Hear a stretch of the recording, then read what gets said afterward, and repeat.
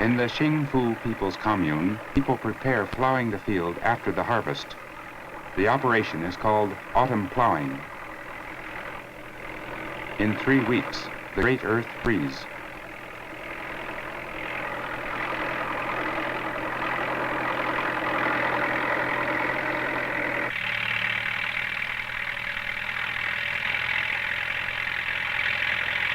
The time it takes for the earth to freeze after the harvest is particularly short in this region. All of the 37 tractors available are mobilized.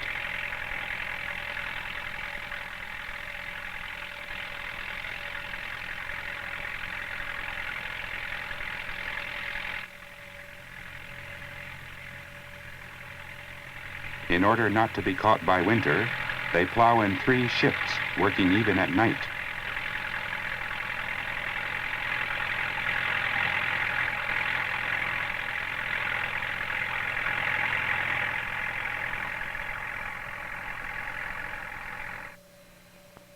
After the autumn plowing, the tired tractors from surrounding communes gather at the state-owned tractor repair factory. At all of the people's communes, too, tractors are repaired and reconditioned during the winter.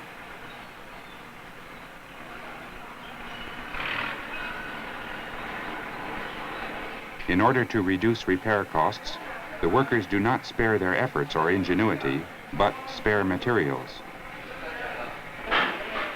They try to recondition old parts which used to be thrown away.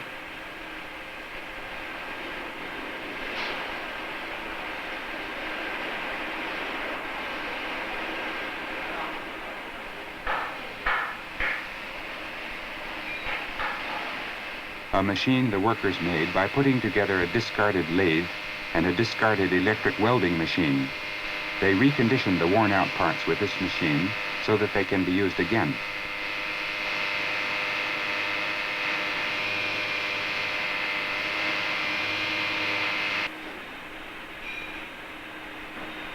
They replate headlight reflectors also. The workers say that they want to use every tractor for at least 30 years.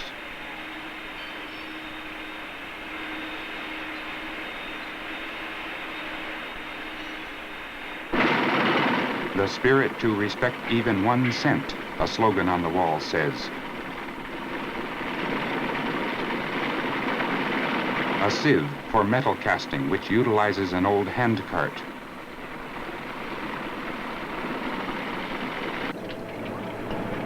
A screw cutting machine made out of automobile parts. A standard lathe made in Shenyang was also encountered here and was the basis of the efforts to aid the villages.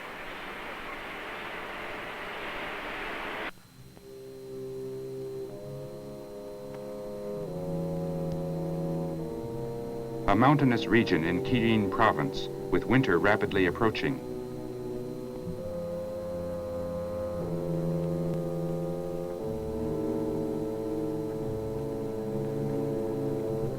The young people carrying heavy packages are members of a mobile film team. This will be their last chance to visit the remote villages in this area before the severe winter arrives. They are bringing a projector, films, and a generator as well in case they visit a village without electricity. When their destination is in a remote mountain area which cannot be reached by car, the work is particularly difficult.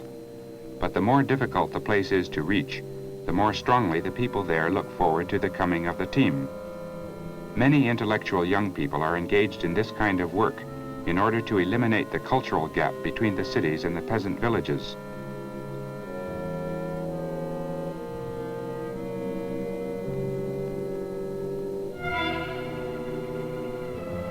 In China, where television is not yet widespread, the role of the mobile film teams is very significant. The members of the teams are not merely technicians, but they read aloud articles from recent editions of the People's Daily and show the peasants slides made instantly according to their requests. They are multi-purpose cultural teams.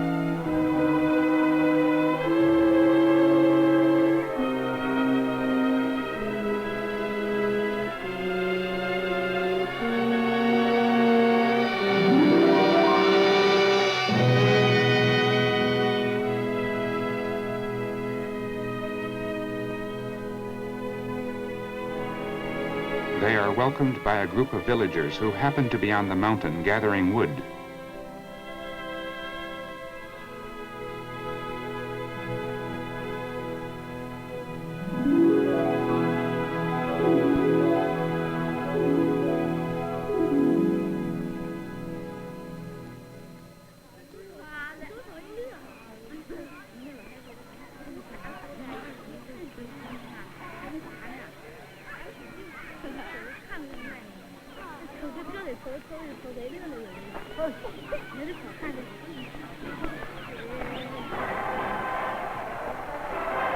Today's showing is a documentary film.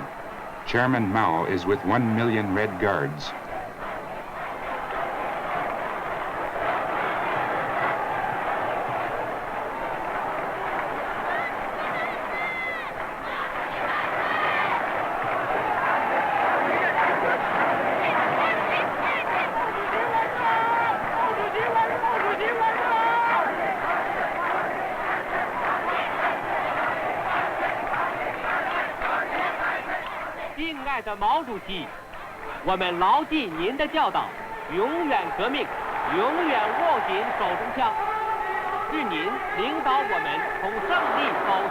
The news of what is going on in Peking can be imparted immediately to every corner of the country.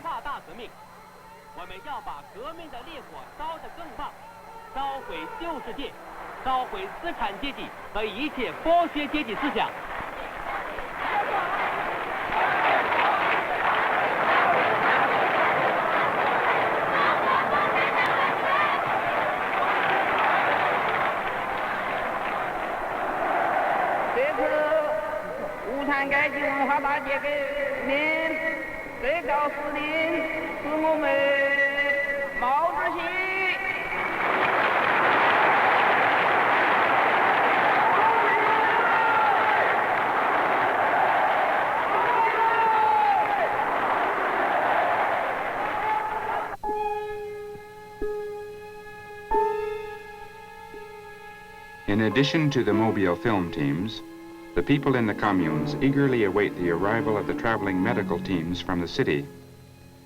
After spraying with disinfectant and setting up the curtain, an operating room is built.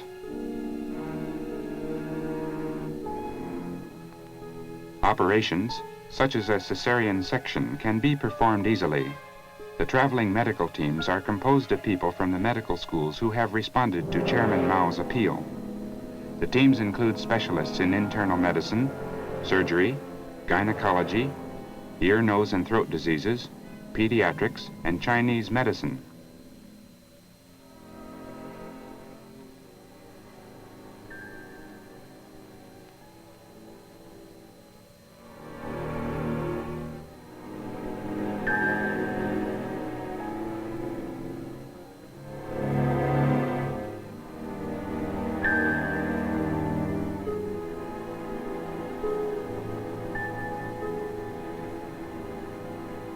They visit each house where there is a sick person.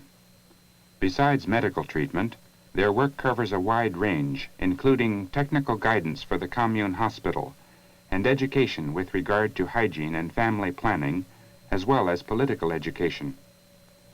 In order to serve the peasants, intellectuals who go into the countryside are expected to identify with the villagers in 4 basic respects.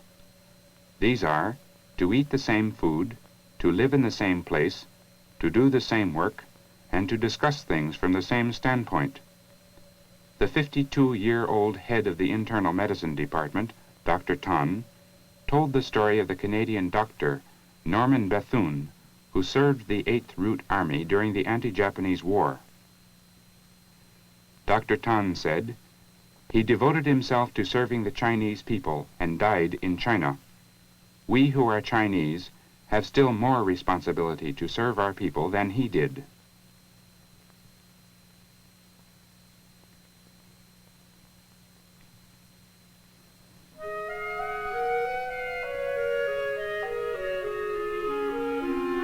The day when the medical team leaves the village.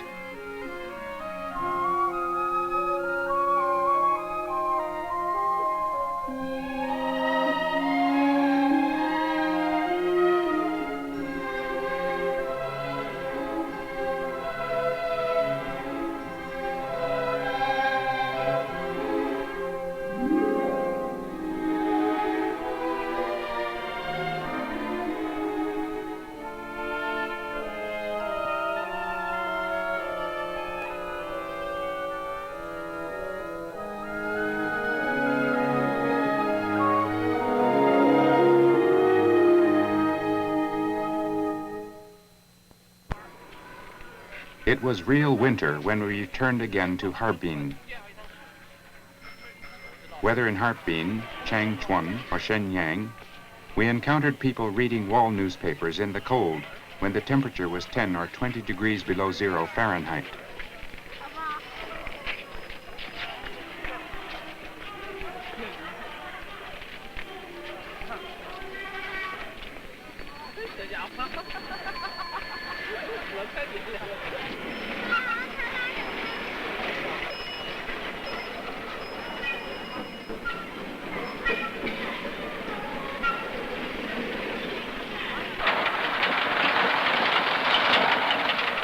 In winter, the Sungari River becomes a land traffic route.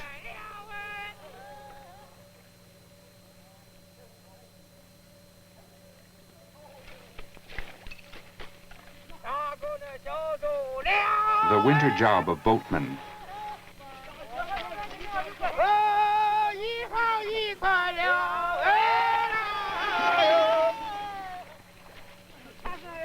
They told us that they preserve the cakes of ice until summer, when they use them for refrigeration.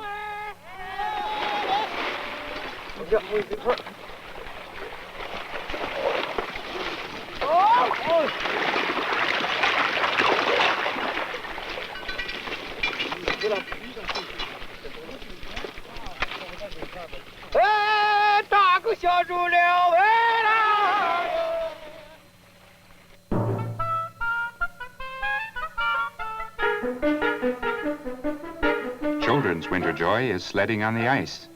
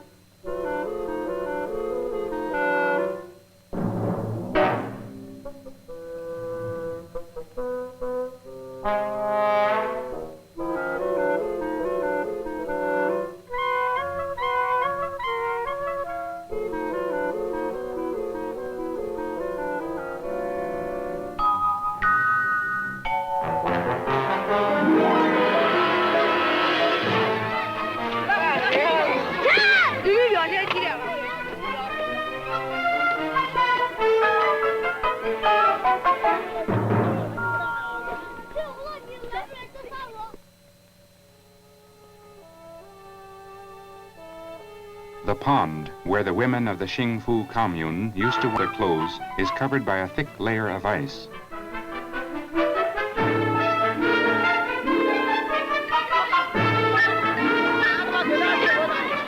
The temperature today is 4 degrees below zero, relatively mild and easy to bear, but such warm days cannot last.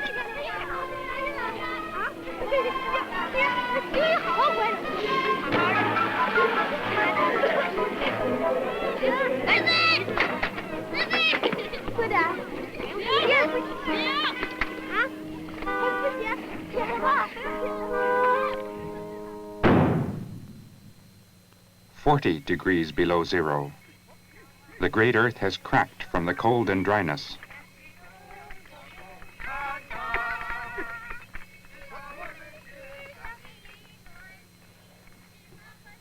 Digging a well. 200 wells are needed to meet the minimum requirements of the commune. Come what may, they plan to dig at least 50 wells during the winter. The fear of spring drought will not let the people rest. Rather, the peasants have gained the conviction that relying on their own efforts, they themselves could prevent a drought.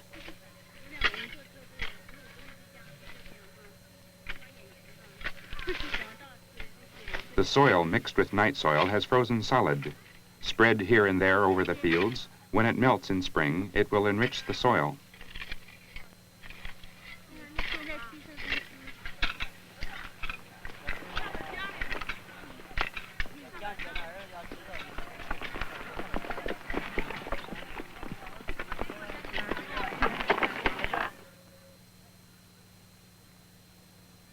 What has become of the chemical fertilizer factory under construction?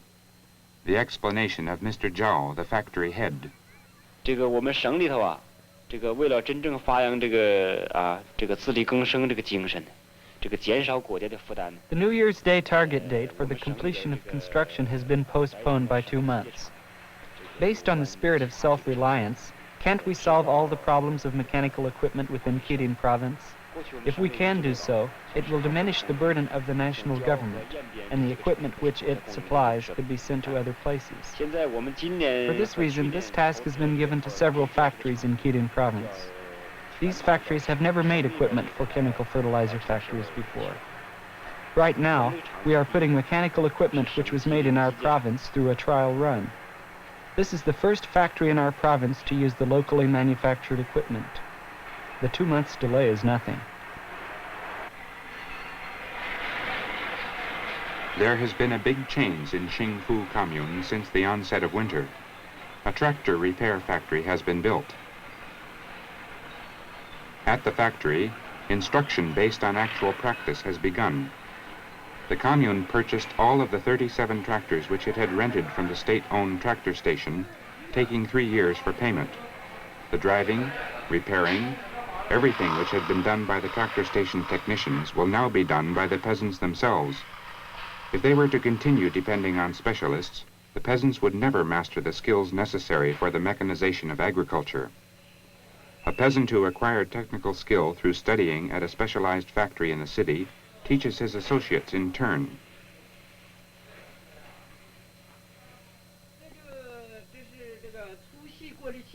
The lecture has started.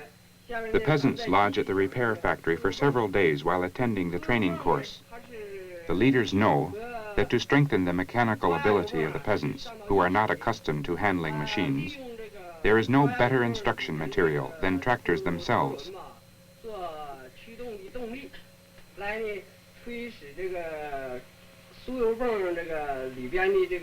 China, in the villages among the peasants, is laying the foundation for industrialization.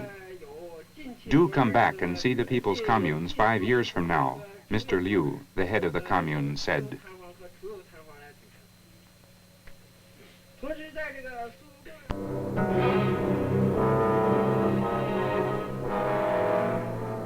The Fushun coal mine, the world's biggest open-pit mine.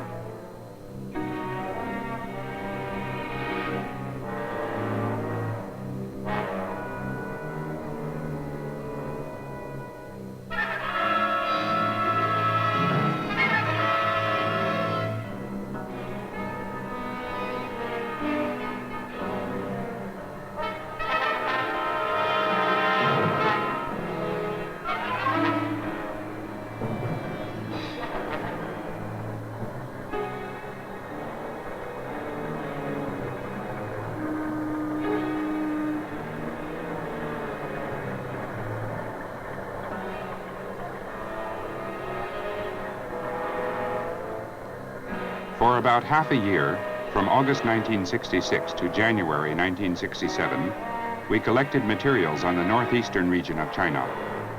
We wanted to grasp the meaning of everything we encountered and its implication for China's future.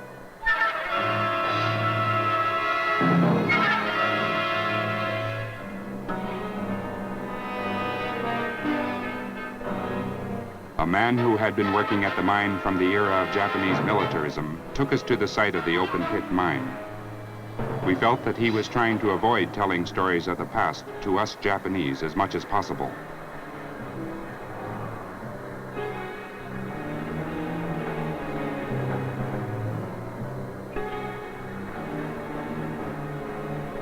The gaping holes left by the short-sighted mining practices of the Japanese have weakened the mine's foundations and left large sections unsuitable for further exploitation.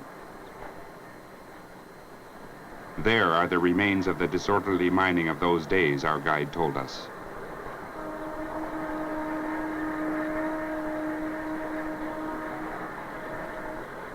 Under Japanese rule, the Fushun and neighboring mines were operated as forced labor camps. Many workers died, mainly of malnutrition.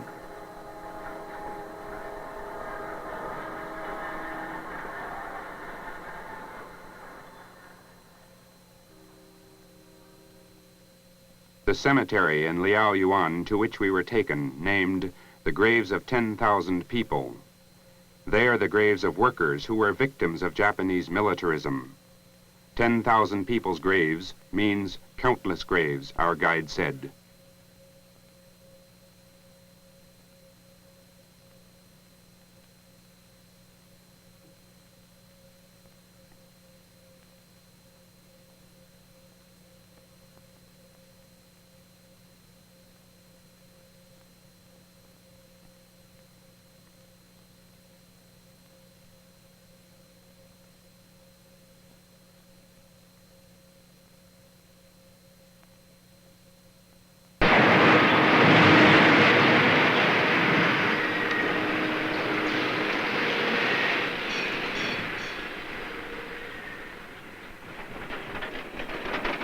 The first shift laborers are going down to the mining site.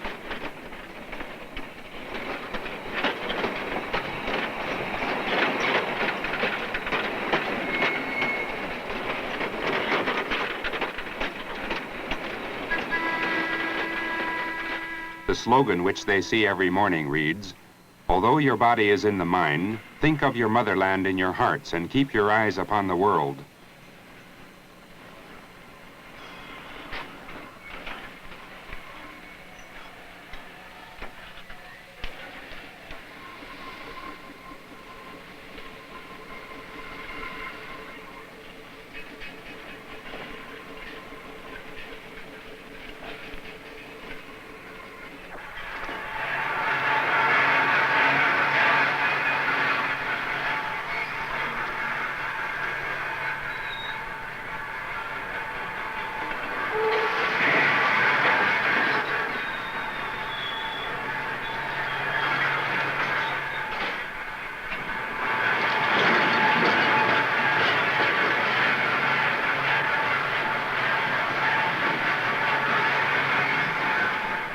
There are underground mines too in Fushun. Since the work is easier at the open pit mine, the average age of the workers here is higher. Many of the workers at the open pit mine know about the past. Formal relations between Japan and China have not yet been restored. We thought again of the fact that we had been traveling for half a year collecting material in a country whose diplomatic relations with ours have not yet been restored.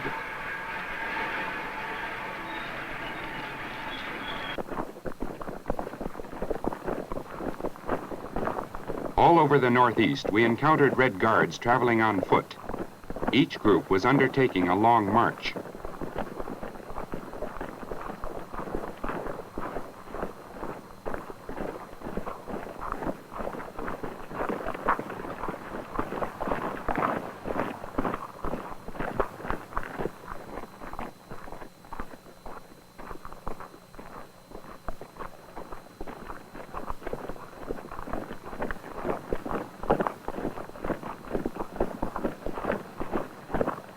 We questioned a Red Guard who came from Jiamuzi.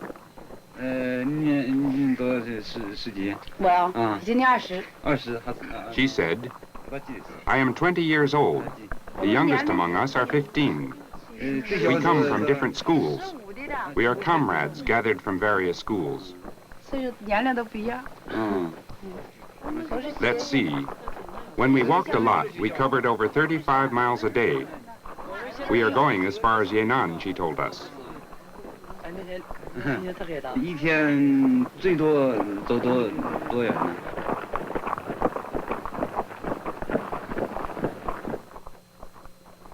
In 1934, the Chinese Communist base area in South China was surrounded by superior Kuomintang forces. Breaking out of their encirclement, the Chinese Red Army was successful in reaching Yan'an in northeast China which became its base area during the war against Japan. This was after a long and arduous journey covering some 6,000 miles. This is the Long March, famous in the history of the Chinese Revolution. The young people are trying to experience as their own experience the hardships endured by the soldiers at that time. Alongside the National Highway, there is a rest place for the Red Guards every 10 miles. The Xingfu People's Commune, which we had visited many times, has recently supplied a house for the Red Guard travelers. They can have as much food as they like for the equivalent in United States currency of less than 4 cents a meal.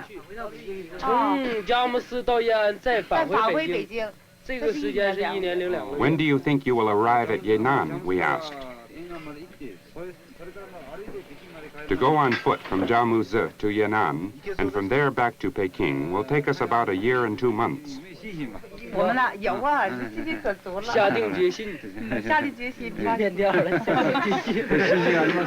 We are sure we can make it. Chairman Mao has told us, be resolute, fear no sacrifice, and surmount every difficulty to win victory.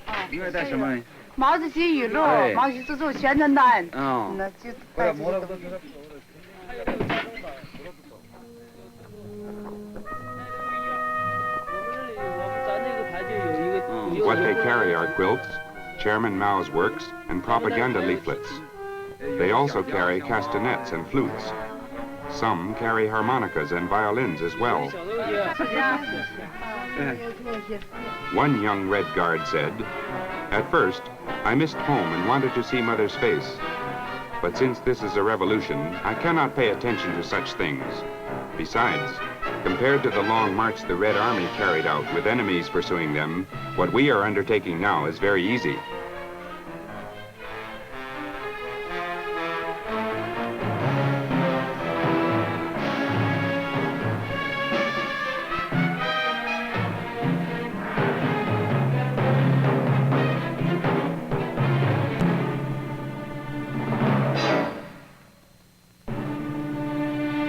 The younger generation knows the War of Liberation and the establishment of the People's Republic of China only as history.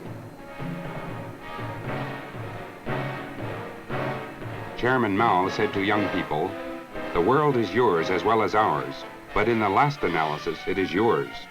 The world belongs to you. China's future belongs to you." These young people are the response to Chairman Mao's words. It goes without saying that any development in a nation which constitutes 1/4 of mankind will have a profound influence on tomorrow's world. These young people impressed us greatly, and we could not take our eyes off them.